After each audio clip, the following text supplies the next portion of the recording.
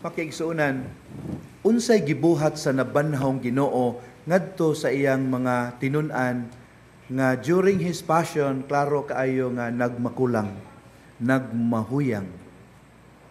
For more than 2 weeks now, gipasabot kita sa mga pagbasa nga wala gayud niya sila kasabi. Wala gayud niya sila sudyai. Lahi ang gibuhat sa Ginoo kanila aron sila mahibalik sa original fervor isip mga tinun-an. Sa ubang mga pagbasa giingnan kita nga gibalik-balik sa Ginoo ang kalinaw maanaa unta kaninyo. Wala gayud siya manudya. Ato ang usisahon kining kaso ni Pedro sa ato ang ebanghelyo karon. Kung nakabantay mo, si Pedro perti magita ning kanang kuan kay ba kanang puguso kaayo, agresibo. Mo'y daling mo'y mutubusulti dayon, mo'y mupadayag dayon siyang una-huna. Hinumdum mo sa diha ang Ginoo kalma kay nangutana, "Who do you say that I am?" Wa palupig si Pedro, gusto siya sa first honor. "You are the Christ, the Son of the living God." Pero wa siya kasabot sa iyang itubag. Pero niining atong ebanghelyo karon sa inyo na matikdan ni Pedro. Di ba silent? Hilom in town kaayo siya. Gawas na katong siyang conversation part. Pero pagsugod, hilom kaayo si Pedro. Niya gani ang iyahang pagmahal sa Ginoo, ang iyang pagpamawi ngadto sa Ginoo, wa niya gipadayon og pulong, iyang gipakita sa buhat. Siya ay mibira sa pukot. Gipakita niya ang unworthiness pinaagi sa pagtapis. Ambak sa tubig. Puros action ang ipakita. Wa na siya mutabi. Nga naman, nakaamgo na gyud ito siya. Oy, kani akong bab taka malagtabi. Unya, ang ako itabi, di man ako mabuhat, hilom na lang ko. Unsay gibuhat sa Ginoo kaniya, nindot kay makaigsuonan. Very touching. Miingon ang Ginoo kaniya, Pedro, gihigugma mo ba ako? Ikapila siya pangutan-an? Ikatulo. Pero ato ang apalayan ng little exegesis makiigsuonan nga ako ang nakatunan sa kontinahod nga professor o chaplain nato dinhi, Father Dondon Aquino. Nga sa Cebuano translation, dili kay nato ni makita. Pero kung muadto ta sa Greek translation sa Ebanghelyo, klaro kaayo. Nga yes, ikatulo nangutana ang Ginoo, pero lahi ang first 2 questions, lahi ang last question. Pedro, gihigugma mo ba ako? Sa first 2 questions, ang gigamit ko no sa Ginoo nga termino, gikan sa Griego nga pinulungan nga agapao. Unsa man kana? Matang sa paghigugma nga profound, unconditional, self-sacrificing. Unya, ang tubag sa di Pedro makaigsuunan sa first 2 questions, lahi pod nga termino. Murag wa mag-abot ilang frequency ba? Murag FM ang Ginoo, AM ang iyang tubag. Ngano man, ang gigamit ko no nga term ni Pedro sa pagtubag sa pangutana sa Ginoo kung gihigugma ba niya siya, ang iyang gigamit nga term ang phileo. Brotherly or friendly love. So ato i-apply ha. Murag ingon ni ani, Pedro, do you love me with an unconditional, self-sacrificing, and profound love? 2 times, di ba? Ang tubag ni Pedro, 2 times pod, lahi ang tubag, yes Lord, I love you with a brotherly or friendly love. Nakita niyo, nakasabot mo sponton ako? Ang matang sa paghigugma nga gigipangita sa Ginoo gikan kang Pedro, lawom, profound, self-sacrificing, unconditional, divine love. Pero si Pedro, way lipod-lipod. Sa tumang pagpaubos, ang iyang gitubag, Lord, maura ning matanga sa paghigugma ang akong mahatag nimo. Dili agape. Sorry. Phileo ragyod. Friendly, brotherly love. Siguro, sa hunahuna ni Pedro, nangahas na mangugukan ni Adto God. Nangahas na ko. Lord, I will die for you. Before they can get through you, they have to pass through me. over my dead body. Di ba profound love? Self-sacrificing love? Pero unsa gibuhat ni Pedro? I don't know him. You must be mistaken. I don't know him. May God punish me, but I don't know him. Siguro nagsugod na gyud og sink in ang gibuhat ni Pedro. Lord, sorry. I cannot give you agape love.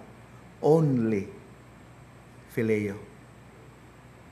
Makiigsoon na hinumdum og sugilano di ako yung mga babae nga bata ba na nagpalabuanay sila kinsa nila ang kanang labing mahigugmaon ang inahan. Ningon ang unang batang babae. Ako gani no makita ko og 20 pesos nga sinsiyo sa bulsa sa mga labhanan namo nya akong ihatag ni mama. Mingos mama imo na lang na day ipalit og gusto nimo makaon. Inana kalabing akong mama.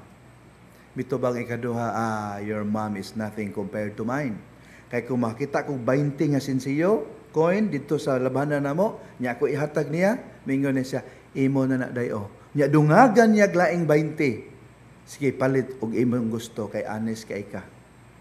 Ay katulog, hilom-hilom lang siya. Ambot lang kung maabanay definition sa gugma ha, pero para na ako yung mama. Mo'y labaw na tong tulo din sa pagkamahigugmaon. E nga naman, ako, makita gani kong 20 peso coin sa mo ang labanan, niya akong ipakita ni mama, ma, nakita kong 20. Iyang kuhaon, di niya iuli. Niya mingaw ni siya, day, ako na ni day ha. Kay, haro makasabot ka, dako, kay ni kahimuan day, pagbayad sa ato ang mga balayranan diri sa balay. Ako na ni ha, akong hipuson, para ni sa balayranan sa atong balay. You be the judge, which mother or whose mother was truly loving. Muna makigsuunan nga kung nakabantay mo sa ikatulong higayon nga gipangutana sa Ginoo si Pedro, unsa giingon sa ebanghelyo? Sa English, he was distressed. Pero bati man ang distress good sa pamurag nato pa mga Bisaya, na distress ni siya murag negative. Pero nindot kaayo ang translation sa Binisaya na subo. Natandog si Pedro sa third question. Ngano man, again, sa Binisaya, murag yung way na hitabo. Pero sa original language, makaigsuunan, sa third question sa Ginoo, ang Ginoo maoy mi-adjust. Unsay gihimo sa Ginoo, wa na siya mo gamit sa agapaw. Wa na siya mo gamit sa agape. Ang gigamit na niya, phileo. Unya, ang tubag po ni Pedro, phileo sad. Nag-abot na sila. Kinsay ni adjust? Dili si Pedro, kundi ang Ginoo. Once again, mi-lower sa standard ang Ginoo. Just to bring the guilt-ridden, the confused, the Peter that lost his original fervor back to his friendship. Kung atong i-apply, murag miingon na Ginoo, sige Pedro, third time, do you love me with a brotherly and friendly love? Unsay tubag ni Pedro, kay bawo juga sa tanan Lord. Yes, nasipyat ko, pero ang akong paghigugma kanimo, grabe gyud, labaw pa sa igsoon.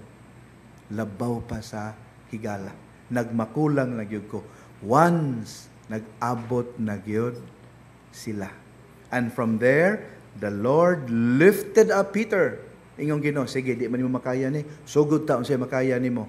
Pero di kataman ra diha. I will give you grace. Haron ang imong phileo, mahimong agape. Muni giingon sa first reading. Unsay gipakita ni Pedro sa first reading, isog na kaayos Pedro.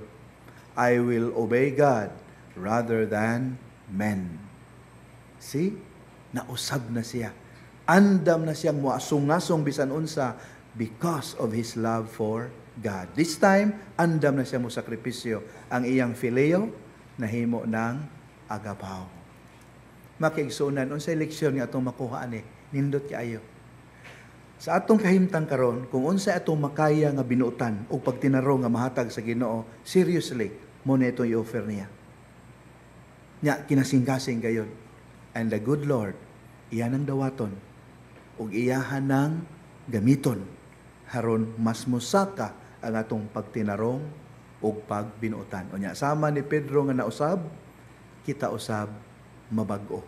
Ang atong paghigugma, mas mahimong profound, mahimong self-sacrificing, mahimong divine. please find time to pray over the following biblical verses nga nagpakita sa kausaban gayod ni Pedro. Matthew 16:22, niya sumpayan ninyo po sa Matthew 26:35 ug sa Luke 9:33. Kining mga bersikulohan nagpakita unsa si Pedro kaniadto ug unsa na siya karon. Humana sinati ang pasaylo, paghigugma ug pagsabot sa Ginoo. Maunta kini usab ang atong masinati. Amen.